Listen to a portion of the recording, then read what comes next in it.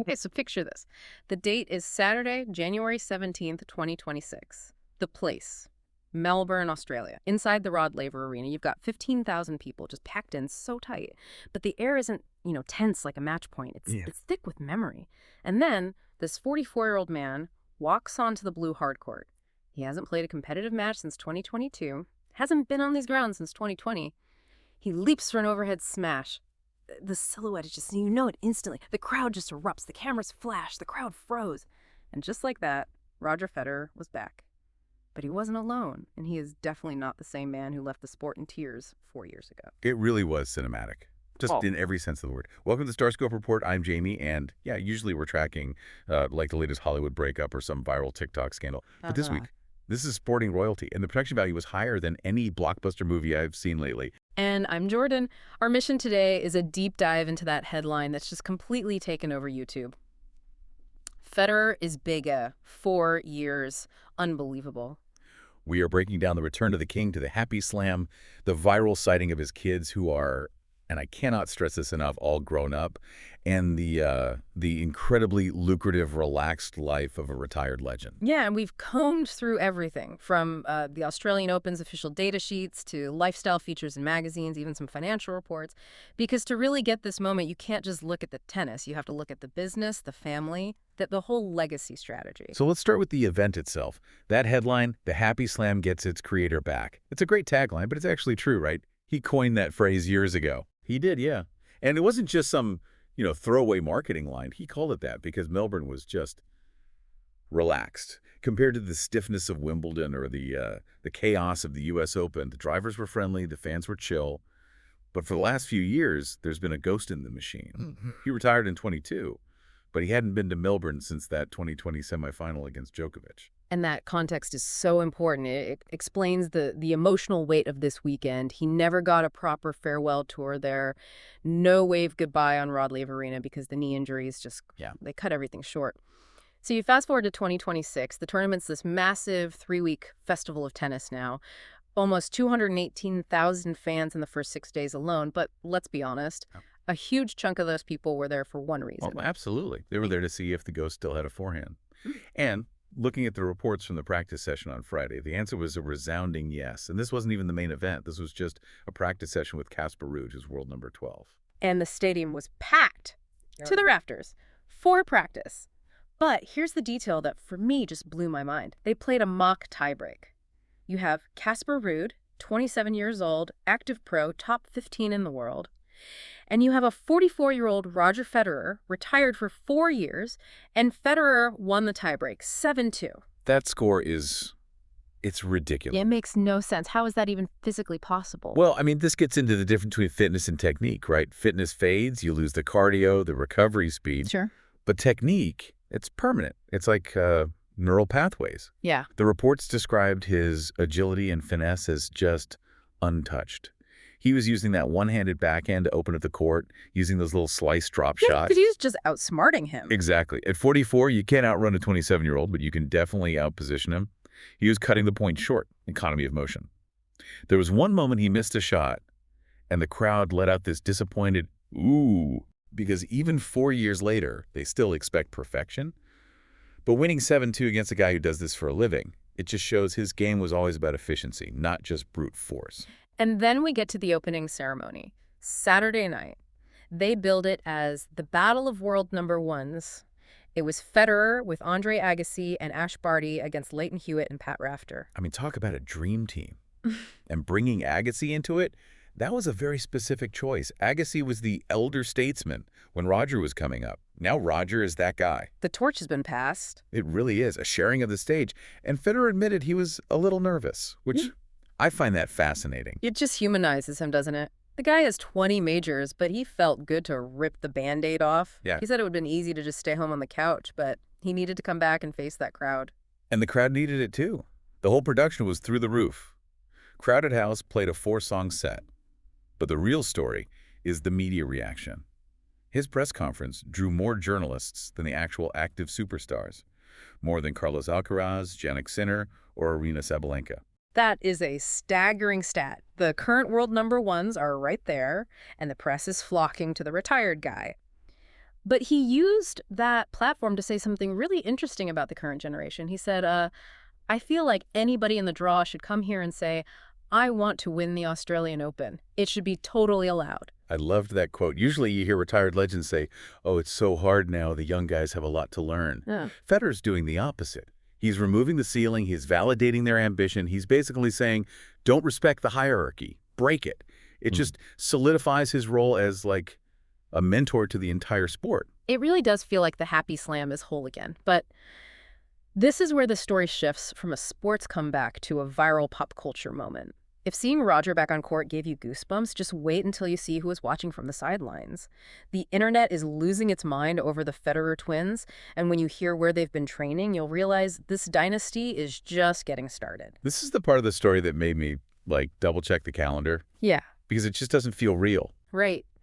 We all have those images burned into our brains of the Federer twins from, 2017?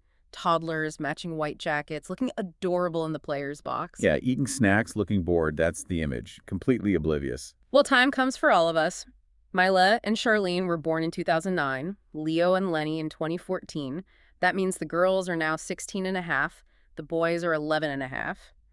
Seeing them courtside wasn't just a cute kids moment. It was a shock to the system for fans who feel like they've aged right alongside this family. And the whole narrative shifted. Yeah. Instantly. Yeah. From Roger the tennis player to Roger the patriarch. Yeah. And we got some serious intel on what the next-gen Federers are actually up to. Because for a long time, Roger was very vocal that he didn't care if they played tennis. He famously said he was relieved the girls weren't passionate about it. They were into skiing, golf, scuba diving, whatever. He wanted them to have their own thing.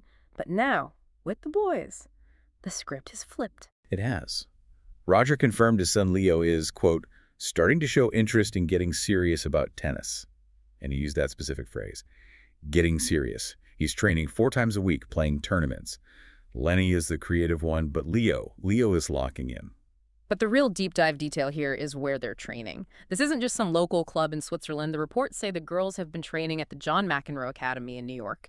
And the boys, they spent time at the Rafael Nadal Academy in Mallorca. I mean, that is the ultimate tennis flex. But if you look deeper, it's this fascinating clash of philosophies. Think about the Nadal Academy. What is Rafa known for? Suffering. Sure. Just hard work. High spin, clay courts, relentless intensity. Exactly. You go to Rafa's house to learn how to grind. Now, contrast that with McEnroe's Academy in New York. McEnroe is all about hands, creativity, attacking the net, that New York grit. So you have the Federer DNA, which is, effortless grace being cross-pollinated with Nadal's work ethic and McEnroe's creativity. That is a terrifying combination for anyone who has to play them in 10 years. It really is. It's like the Avengers of tennis are raising each other's kids. It shows the old rivalries have softened. Roger isn't too proud to send his kids to his biggest rival. He knows Rafa has something to teach them that he can't. And speaking of his teaching style, he described his role in a way that I think a lot of parents will find interesting. He's not the coach. He calls himself the general manager. Such a smart distinction. You see so many tennis dads who just destroy their kids' love for the game. Roger's taking a page from his own parents' book. He said, trust the coaches. He handles the logistics, drives the car, offers advice, but he stays out of the technical stuff. He's the dad who drives the SUV and pays the bills. Precisely. And he admits he's trying to hold back. He was relieved when the girls didn't want to play because of the pressure. But now that Leo is asking for it, he's supporting it. It's a very healthy, very modern approach. Speaking of paying the bills, being the general manager of the Federer family is an expensive job. But luckily, Roger has been very busy. If you think retirement means slowing down, you are wrong. We're about to break down the $300 million move that proves he's winning at business just as hard as he won at tennis. And if you're loving these deep dives into the lives of the rich and famous, make sure you hit that subscribe button. We're tracking the money and the moves so you don't have to. Okay, let's talk about the business of being a legend. The headline here, Life After the Tour Relief, Taylor Swift and Big Business. We have to start with that word, relief. It's not the word you expect from a competitor, right? You expect sadness or loss. But Federer admitted he was super ready to retire. He talked about the exhaustion of having to, play along with the media. Yes, this is a side of the fame machine we rarely see. He said for years he had to constantly lie. People would ask, how's the knee? How are you feeling? He'd have to smile and say, I feel great, making progress, when in reality he was in pain. He knew he was nowhere near match fitness. That has to be so draining. Just maintaining the avatar of Invincible Roger while you're limping around your house. It's a performance. And dropping that performance is what brought the relief. Now, his lifestyle is completely different. He's a professional driver for the kids. He's helping with homework.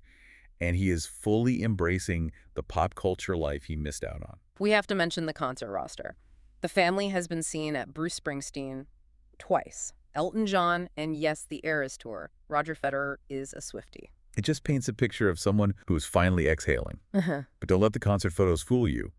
The business strategy he executed it's arguably the best in sports history. And it all hinges on that split between Nike and Uniqlo. I remember when that news broke. He left Nike after 20 years for Uniqlo. It seemed crazy. I mean, Nike is tennis. But Nike is also performance. Nike pays you to stand on a podium. When you stop doing that, your value to them drops. Federer's team saw the writing on the wall. They pivoted to Uniqlo, signed a 10-year contract worth $300 million. And the key detail there is that the contract didn't have a retirement clause. That's the genius of it. Uniqlo isn't paying him to win Wimbledon. They're paying him to wear lifewear. They're paying for his elegance, his lifestyle, his image. He could never pick up a racket again, and he's still the perfect ambassador for cardigans and chinos. And then there's On Running. This is the one you see everywhere. I feel like every third person in an airport is wearing those shoes. And that wasn't a standard endorsement. Federer came in as an investor, a partner. He owns equity. So when that company exploded in value, partly because he put them on the map, his net worth exploded with it. It's the difference between being a paid employee and being an owner. So he's got the $300 million from Uniqlo, the equity in On Running, and the foundation supporting education in Southern Africa. He's arguably more influential now than when he was world number one. He dropped a stat that really sums it all up. He retired with 103 titles, 20 majors, but he said, if I would have won half of that, I'd be equally proud. That is such a profound thing to say. Most athletes are haunted by the one they lost. He's saying he'd be happy with half. It just suggests a level of peace that is so rare. He's not chasing ghosts. He feels like he overachieved. And that allows him to be this benevolent figure we saw at the Australian Open. He's not bitter. He's celebrating. It's a blueprint for how to age in the public eye. You don't have to cling to the past. You build a new future. And if we look at the bigger picture, this return to the Happy Slam was the final piece of that transition. He proved he can still play, he showed off the next generation, and he reminded everyone that he's a global brand that isn't going anywhere. Before we wrap up, I have to ask you about a thought that's been nagging me since I saw the boys training. I think I know where you're going with this. Roger is at peace. Leo is getting serious about tennis. The twins are training at Nadal's academy. Are we?